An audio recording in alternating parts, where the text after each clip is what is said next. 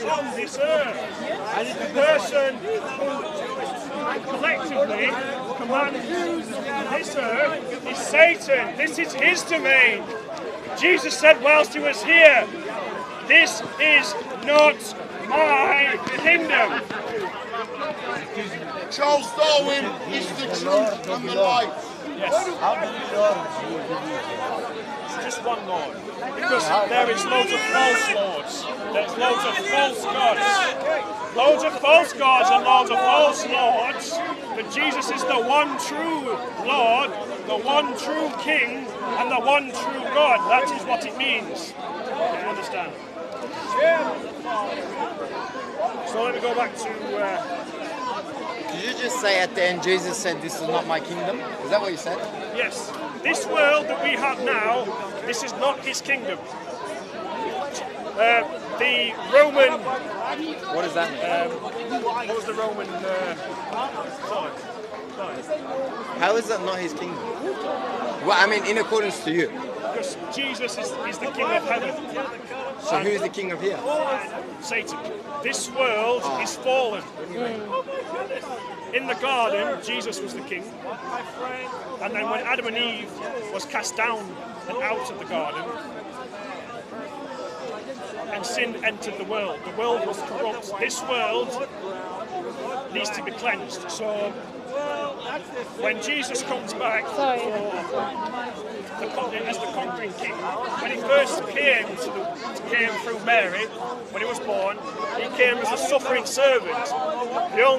And you say, well, why didn't he say that he was God?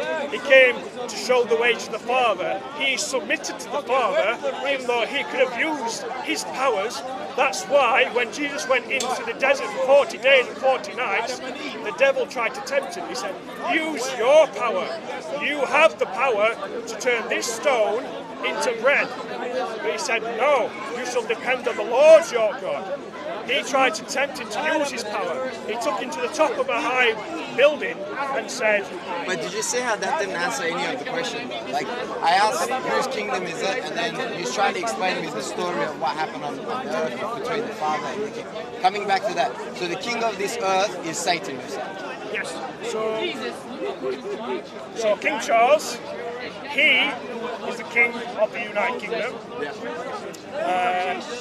Putin, he's the king, the prime minister, or whatever he is, the president of Russia.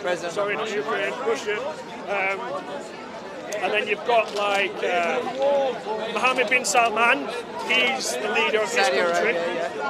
And Satan is the leader of all of them. But wouldn't you want your Lord to be the leader of, or the creator of this world and the king of this world? Wouldn't you want your Lord to be the king of that? So, at the end, when he comes back, he came first as a suffering servant. When he comes back for the second time, which is the final time, he will come as the conquering king, how the Jews wanted him to come the first time. They weren't ready for him. Just like the Jews won't be ready for him again. So he's going to come as the conquering king. But why does he have to get the conquering attributes later on? Like if you're the king, right? If you're the Lord, if you're the God, then you'll have that all the time. Yes. That's why he came as a suffering servant. When he came as a suffering servant to take the punishment for sin, and that's how his body died. He took the punishment for sin. So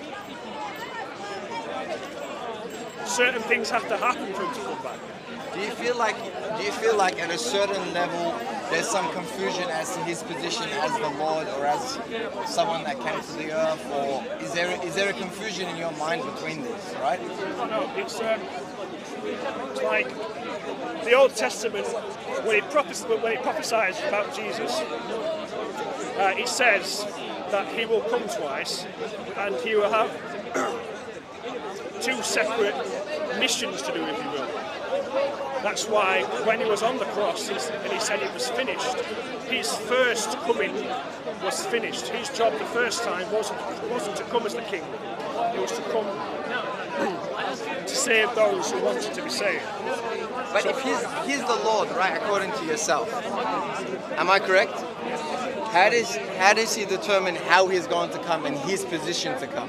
And I'll explain this to you why. It's because as a Muslim, you know this, we believe in Jesus as well, right? In a Jesus, yeah. In Jesus as a prophet, just like Muhammad was a prophet, right?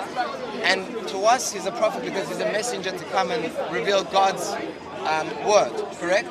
But you're giving him godlike attributes and saying he chose to come as a messenger, then he chose to be the God and go to the heaven, and now he's going to choose to come back, right? Do you see how that's a bit... It sort of confuses his position of who he actually is. Like for us, he was a messenger, he came, revealed his message, and he was mortal. That's because the Quran, even though it copied a lot of what was existing at the time, it copied a lot from the Tanakh, from the Old Testament, which is part of the Tanakh and the law, and then it copied what scriptures was about at the time from the Christians. It's not necessarily copied. I just want to correct you. In the prophecies of the Old Testament. That's why I want to correct one thing. It didn't necessarily copy it. What it is if there's a message by God to humanity, it needs to be one anyways. So if there's been message sent to the Christians and then sent to the Muslims and then sent to the Jews, that in its original essence was the same anyways. That's what we believe. Now the difference lies here is where in the Quran has never been changed, right? So as we have it today is as it's always been memorized and has always been recited. This is not the case with the Bible and the Torah. That's what we've been taught to believe. But if you prove it to me otherwise. Have you heard of Dr. J. Smith? Huh? Dr. J. Smith. Now, you tell me, in your own words, I'd like to hear it from you. So from the research that I've done, sure.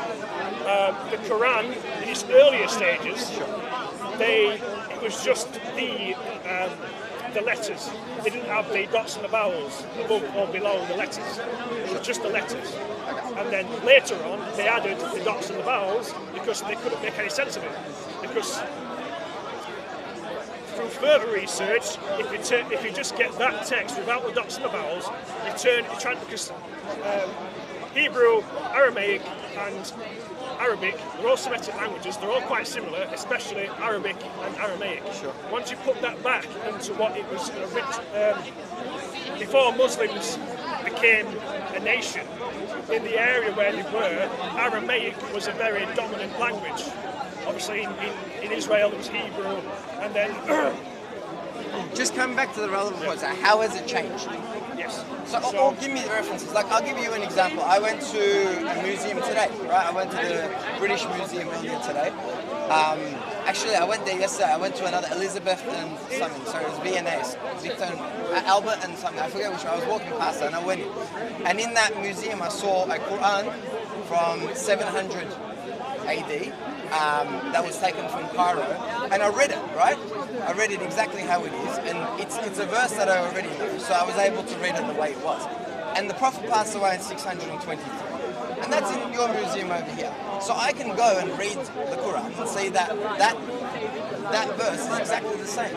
So I'm coming back to your point. How was it changed? How has any verse, any ayah, we call verse ayah? The world, there are at least 30 different Arabic Qurans. People have come down with Hatun Tash and Dr. J. Smith. They came down with 30 different Arabic Qurans. There was the Wash and the what's the Cairo edition called? It's the Hafs. Thank you. The Hafs and the Wash. Over 4,000 differences. Not just I'm going to move on from here. Thank you so much. Thank you for your anti-Semitic. I love Israel. Thank you.